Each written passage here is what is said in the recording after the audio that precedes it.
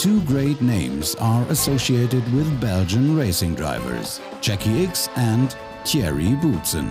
The peak of his career was in 1989 and 1990, when he drove for Williams-Renault, gaining 3 Grand Prix victories. Even at that time, he followed the same strategy as drivers of the modern era: training, training and more training. He was certainly fit, competing in 163 races at motorsport's highest level.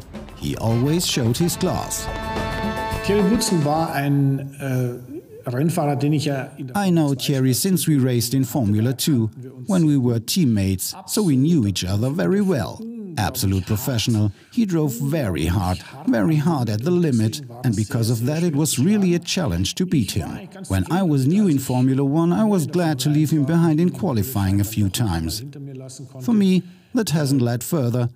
Later he drove for Williams, winning Grand Prix. Thierry was a first-class pilot.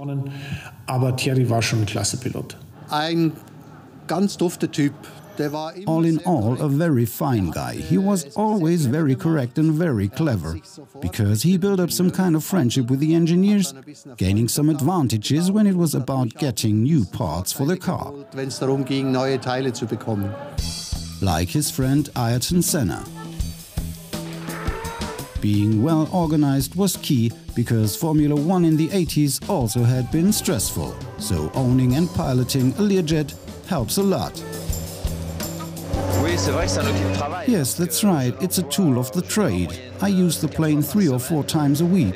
All Formula 1 drivers have to travel a lot. We've got to go to the races, testing and all the promotions. However, the jet allows me to spend some time on things other than Formula 1 and racing cars. If you're in this sport, it's a good way of staying fresh and flexible. After his Formula 1 career, Boutsen turns his flying hobby into profession and becomes a businessman in Monaco. With his 60 years, still very successful. All the best for the future, Thierry.